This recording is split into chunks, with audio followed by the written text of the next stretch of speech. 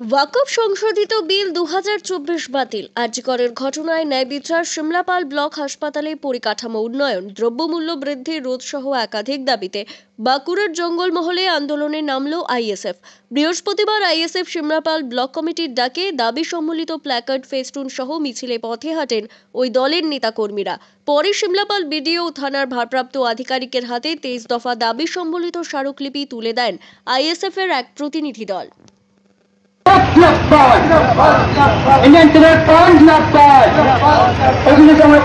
দাবিতে আমাদের সংগ্রাম করে চলে চলতে, আমাদের মিছিলের সমাজে চলে চলে চলতে, এই নিত্য করে নিজের দাম কমানোর দাবিতে ইন্ডিয়ান পেপার ফান্ডের সংগ্রাম, আমাদের সংগ্রাম, সংগ্রাম, সংগ্রাম, আমাদের সংগ্রাম, এই সিমলাপাল গ্রাম আসলে একটিরা মিটিং হতে দেবে তার দাবিতে আমাদের সংগ্রাম, এই সিমলাপাল একটিরা মিটিং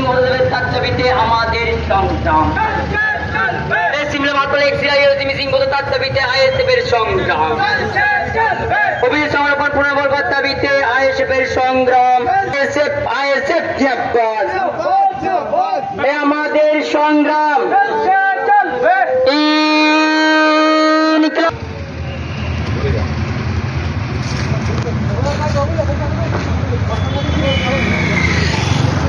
আইএসএফ পশ্চিমবঙ্গ রাজ্য কমিটির সহ সম্পাদক লক্ষ্মীকান্ত হাসদা এদিন বলেন, সাধারণ গরিব খেটে খাওয়া মেহনতি মানুষের যে সমস্যাগুলো আছে সেই সমস্যাগুলোকে তুলে ধরে আজকে ভিডিওকে আমরা 23 দফা আমরা দাবি নিয়ে আজকে ডেপুটেশন দিতে এসেছি। আমরা যে একটা রাজনৈতিক দল, আমাদেরও একজন বিধায়ক আছে, আমাদের একজন প্রতিনিধি বিধানসভায় বলতে পারে এই দাবি নিয়ে, তারা কিন্তু সেটা মনেও করেন। কারণ আজকে যদি আমাদের ইন্ডিয়ান সেকুলার ফ্রন্টের কর্মীদের সাথে এই আচরণ করতে পারে, তাহলে সাধারণ মানুষের বাড়িতে বুলডোজার দিয়ে ভাঙবে, তাও কিছু বলবে। এটাই বাস্তব। আমি বাঁকুড়া জেলার আমি অবজারভার, সেই অবজারভার হিসেবে আজকে আমি দেখলাম যে সত্যিই আজকে এখানকার পুলিশ প্রশাসন তারা কিন্তু সাধারণ মানুষের কথা শোনার বিপক্ষে। আমাদের গুরুত্বপূর্ণ দাবি ছিল যে এই এলাকার যে এই আদিবাসী জনগোষ্ঠী বনাঞ্চলে বসবাসকারী মানুষ, তারা দীর্ঘদিন ধরে যেখানে বসবাস করে আসছে সেখানে তাদেরকে উচ্ছেদ করে দেওয়া হচ্ছে বিভিন্নভাবে ষড়যন্ত্র করে। কিন্তু সেই জায়গাতে সেখানে যদি প্রশাসন কাজে লাগাতো সেখানে আমরা এক কথা বলতাম, কিন্তু সেখানে তৃণমূলের শাসক দলের পার্টি অফিস করবে, বুলডোজার দিয়ে ভেঙে সেখানে পার্টি অফিস করার জন্য সাধারণ মানুষের বাড়ি, একটা গরিব মানুষের বাড়ি বুলডোজার দিয়ে। তাহলে এটা কোন রাজত্ব চলছে এখানে? যে জঙ্গলে রাজত্বে পরিণত করেছে, সেটা কিন্তু এই সিমলাপালের এই ঘটনাতে পরিষ্কার হয়ে যাচ্ছে। সেই কারণে আজকে পরিষ্কারভাবে আমরা বলতে চাই, এই এলাকার সাধারণ মানুষকে আপনাদের চ্যানেলের মাধ্যমে বলতে চাই যে গোড়ায় যে গলদ সেটাকে ঠিক করতে হবে। আজকে কেন্দ্রীয় সরকার এই বনের সম্পদ বিদেশি কোম্পানির হাতে তুলে দেওয়ার একটা চক্রান্ত করেছে।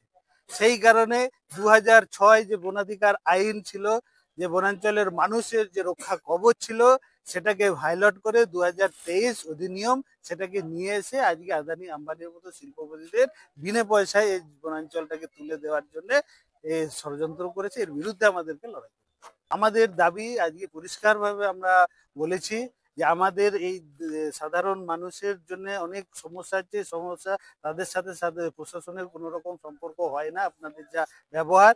তাই আমাদের প্রতিনিধি আপনাদের দৃষ্টি আকর্ষণ করার জন্য আজকে আমরা যেমন দাবিগুলো তুললাম, এই দাবিগুলো আপনাদের মতো করে আপনারা ব্যবস্থা গ্রহণ করুন। যদি আমরা সাধারণ মানুষের এই দাবিগুলো পূরণ না হয়, আগামীতে আমাদের আরো বিপদ হবে। ব্যুরো রিপোর্ট, দক্ষিণ বাঁকুড়া দর্পণ, সিমলাপাল।